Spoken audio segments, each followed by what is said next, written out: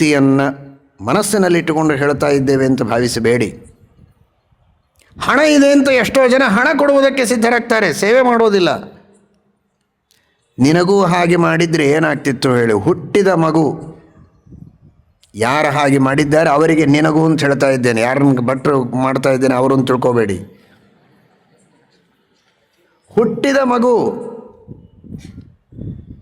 ಏನೋ ನಿನಗೇನು ಬೇಕು, ಕುಯ್ ಅಂತ ಅಳ್ತೀಯಲ್ಲ, ಅಳಬೇಡ, ತಗೋ 50,500 2 ಬಂಡಲ್, 1,00,000 ರೂಪಾಯಿ.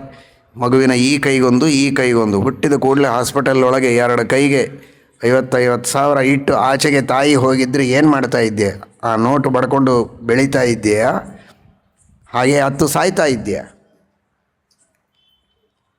ನಿನಗೆ ದುಡ್ಡು ಕೊಟ್ಟು ಬೆಳೆಸಿಲ್ಲ, ನಿನಗೆ ಹಾಲು ಕೊಟ್ಟು ಬೆಳೆಸಿತ್ತು. ನೀನೇನು ಕೊಟ್ಟು ತಂದೆ ತಾಯಿಗಳಿಗೆ? ಹೊಟ್ಟೆಗೆ ಹಾಕಿದ್ದು, ಬಟ್ಟೆಗೆ ಕೊಟ್ಟದ್ದು, ಪಾಲನೆ ಮಾಡಿದ್ದು, ಪೋಷಣೆ ಮಾಡಿದ್ದು. ನಿನಗೆ ನಾನು ಸಾಫ್ಟ್ವೇರ್ ಇಂಜಿನಿಯರು, ಡಾಕ್ಟರು, ದೊಡ್ಡ ಇಂಡಸ್ಟ್ರಿಯಲಿಸ್ಟು, ಶ್ರೀಮಂತ, ಇನ್ನೇನೋ ಸೈಂಟಿಸ್ಟೋ ಏನೋ ಒಬ್ಬ, ಎಲ್ಲ ನೀನಿರಬಹುದು. ಎಲ್ಲನೂ ನೀನಾಗುವುದಕ್ಕೆ ಬೇಕಾದದ್ದು ನಿನ್ನ ಈ ಶರೀರ.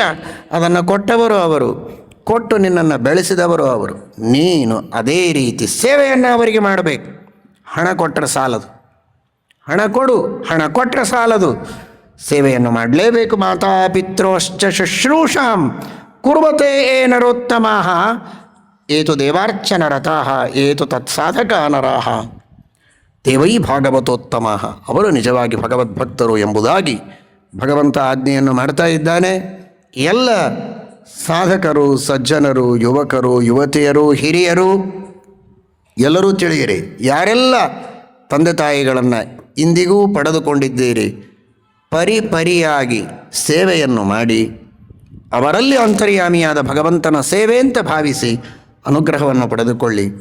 ತಂದೆ ತಾಯಿಗಳನ್ನು ಕಳೆದುಕೊಂಡವರು ಚೆನ್ನಾಗಿ ಪಿತೃಕಾರ್ಯವನ್ನು, ಶ್ರಾದ್ದಾದಿಗಳನ್ನು ಭಕ್ತಿಯಿಂದ ಮಾಡಿ ಅವರಿಗೆ ಸದ್ಗತಿಯಾಗಲಿ ಎನ್ನುವ ಪ್ರಾರ್ಥನೆಯನ್ನು ದೇವರಲ್ಲಿ ಸಲ್ಲಿಸಿ ಆ ಮೂಲಕವಾಗಿ ದೇವರ ಸೇವೆಯನ್ನು ಮಾಡಿ, ತಂದೆ ತಾಯಿಗಳ ಹೆಸರಿನಲ್ಲಿ ದಾನ ಧರ್ಮಗಳನ್ನು ಮಾಡಿ ಆ ಪುಣ್ಯ ಅವರಿಗೆ ಸೇರಿ ಅವರು ಯಾವ ಲೋಕದಲ್ಲಿದ್ದಾರೆ ಆ ಲೋಕದಲ್ಲಿ, ಯಾವ ಜನ್ಮದಲ್ಲಿ ಹುಟ್ಟಿ ಬಂದಿದ್ದಾರೆ ಅಲ್ಲಿ ಸುಖವಾಗಿರಲಿ ಅಂತನ್ನುವುದಕ್ಕೋಸ್ಕರ ಮಗ ಎಲ್ಲಿಯೇ ಇರಲಿ, ಹೇಗೇ ಇರಲಿ, ಸುಖವಾಗಿರಲಿ ಅಂತ ಕುಳಿತರೆ ನಿಂತರೆ ದೇವರಿಗೆ ಪ್ರಾರ್ಥನೆ ಮಾಡಿ, ವ್ರತನೇಮ ಉಪವಾಸಾದಿಗಳನ್ನು ಮಾಡಿ, ನಾನಾ ರೀತಿಯ ಸಾಧನೆಗಳನ್ನು ಮಾಡಿ ತಂದೆ ತಾಯಿಗಳು ನಿಮಗಾಗಿ ಕಷ್ಟಪಟ್ಟರಲ್ಲ, ಅವರಿಗಾಗಿ ಅವರು ಎಲ್ಲಿದ್ದಲ್ಲಿ ಸುಖವಾಗಿರಲಿ ಎನ್ನುವುದಕ್ಕೋಸ್ಕರ ಸೇವೆಯನ್ನು ಮಾಡಿ, ದಾನ ಧರ್ಮಗಳನ್ನು ಮಾಡಿ, ಯಾತ್ರೆಯನ್ನು ಮಾಡಿ, ಪುಣ್ಯವನ್ನು ಅರ್ಪಣೆ ಮಾಡಿ.